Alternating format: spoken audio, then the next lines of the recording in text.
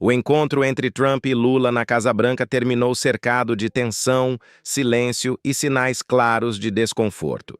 Enquanto Trump demonstrou firmeza e postura forte diante da imprensa, Lula deixou o local abatido e sem respostas para a imprensa.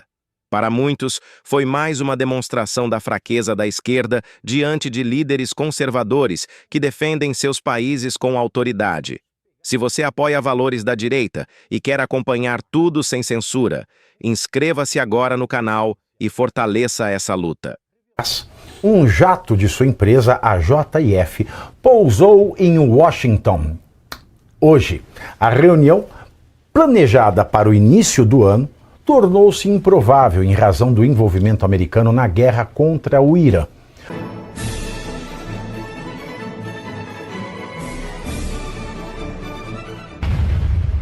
Então vamos começar pelos Estados Unidos. Vamos pegar o primeiro avião com destino à Casa Branca. Uma fonte da agência de notícia Reuters revelou que a reunião ocorrida na tarde desta quarta-feira na Casa Branca entre Lula e Donald Trump, hoje foi quinta-feira, não foi quarta não, nesta quinta-feira entre Lula e Donald Trump foi intermediada por ninguém mais, ninguém menos que ele, Joesley Safadão, digo, Batista. Aliás, um jato de sua empresa, a JF, pousou em Washington. Hoje, a reunião, planejada para o início do ano, tornou-se improvável em razão do envolvimento americano na guerra contra o Irã. Todavia, contudo, porém, no entanto, mas o apoio de Joesley, que lá em janeiro já contribuiu com o governo Trump como ponte na Venezuela antes da prisão do ditador Nicolás Maduro, as autoridades americanas decidiram na semana passada oferecer a Lula o encontro de hoje.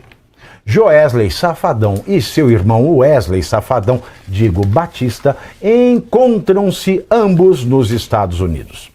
Procurada, a empresa dos irmãos Batista, que doou por meio de uma empresa subsidiária, 5 milhões de dólares ao comitê de posse de Donald Trump em 2025, disse que prefere não comentar o assunto. Quanto à reunião em si, vamos à vaca fria. Ela terminou cercada de simbolismo político, frases inusitadas e, é claro, como não poderia deixar de ser, constrangimento. Embora na Casa Branca, Lula não foi recebido no tradicional salão oval. Afinal de contas, ele é o presidente do Brasil, né? De oval já basta Alexandre de Moraes. Bom, mas esse gesto foi interpretado em Brasília como sinal de uma visita deliberadamente rebaixada pelo governo americano. Contudo, Trump surpreendeu ao elogiar Lula, chamando-o de muito dinâmico após o encontro. Eu faço uma pausa aqui. Chamar alguém de muito dinâmico quer dizer o quê?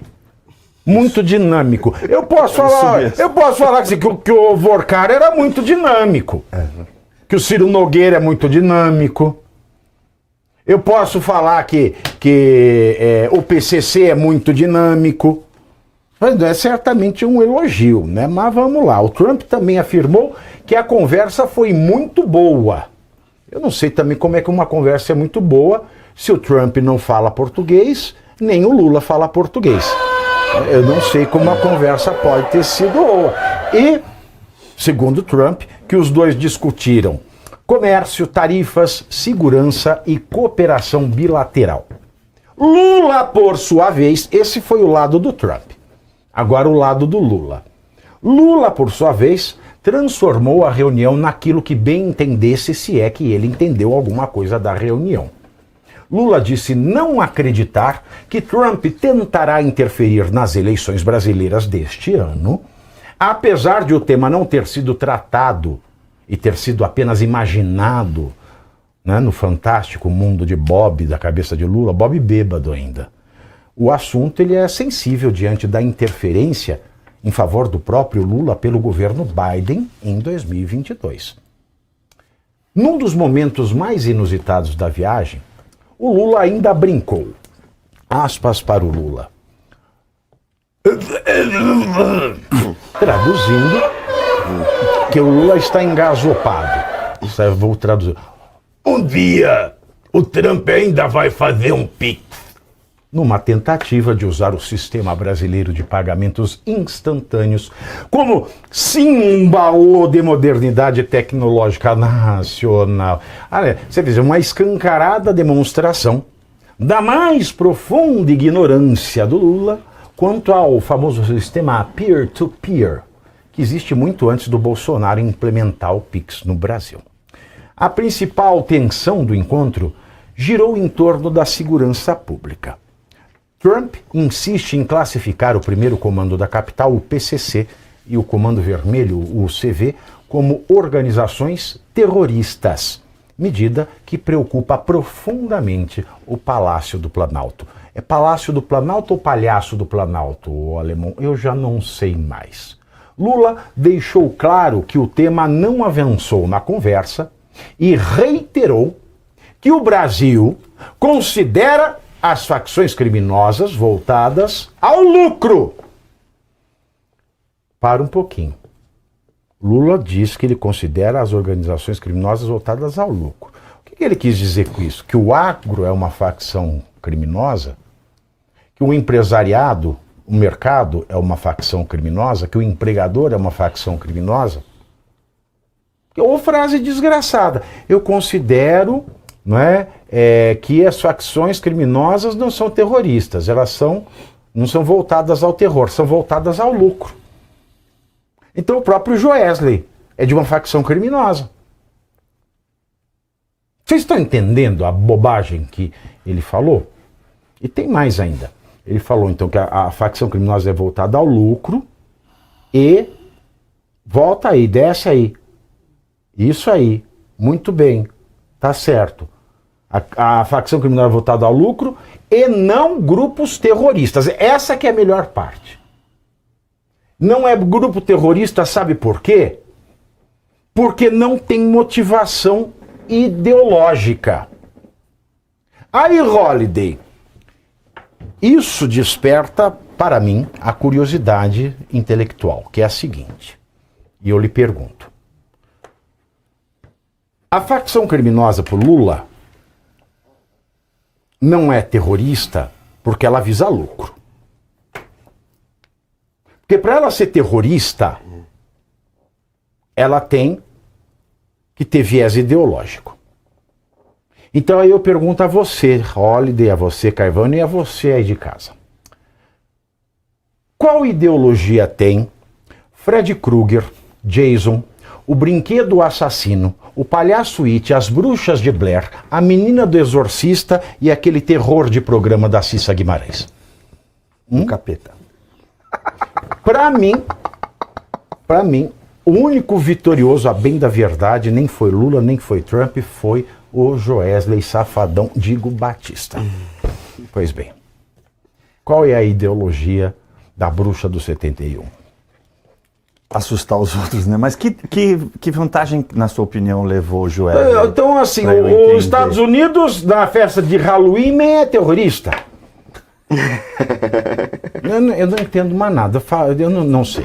Alguém tá por dentro? Holliday, você que queria sentar, apoiar no assunto, vai que é tua, Tafarel. Vamos lá. Bom, o que eu acho interessante é que, mais uma vez, o Lula vai aos Estados Unidos encontrar o Trump com diversas expectativas, semeadas, inclusive, por boa parte da imprensa. Vi diversos comentaristas dizendo, não, agora o clima é diferente, não tem a tensão do primeiro encontro, pode ser que surja algum anúncio, há uma expectativa do governo. No final, não anunciaram absolutamente nada. Não teve anúncio sobre acordo de terras raras, não teve anúncio de investimento externo, não houve uma decisão sobre as facções criminosas e sequer tocaram no assunto que o Lula queria tocar, né? Muito provavelmente, envolvendo Bolsonaro e os presos do dia 8 de janeiro. Mas em relação às facções criminosas, há uma questão aí muito interessante que nós já chegamos a discutir nesse programa aqui, alguns meses atrás, que é justamente sobre essa definição que o Lula tenta dar de forma muito porca sobre o que seriam grupos terroristas e por que as facções criminosas entrariam ou não nesse critério. A esquerda criou a ideia de que as facções criminosas são simplesmente grupos que estão buscando dinheiro fora da lei. Não é isso. Não é isso que acontece. E aí, dessa forma, tentam, portanto, descaracterizar como grupos terroristas. Mas essas facções estão dominando o Estado brasileiro. Investigações já demonstraram, por exemplo, que o PCC investe... Gente, olha isso. Eles investem na formação de advogados, promotores e juízes. São pessoas que têm a faculdade paga pela organização criminosa, tem o preparo para o concurso público pago pela organização criminosa e entram no Estado para subverter a lógica do judiciário e beneficiar as organizações criminosas.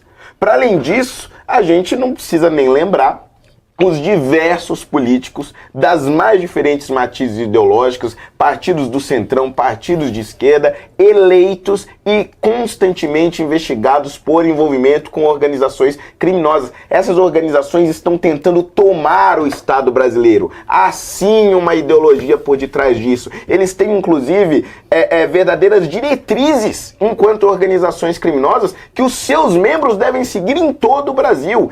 Isto encaixa-se perfeitamente nos critérios de organização terrorista e é por isso que o Lula tem tanto medo, justamente porque boa parte dos votos do PT vem dos membros dessas organizações.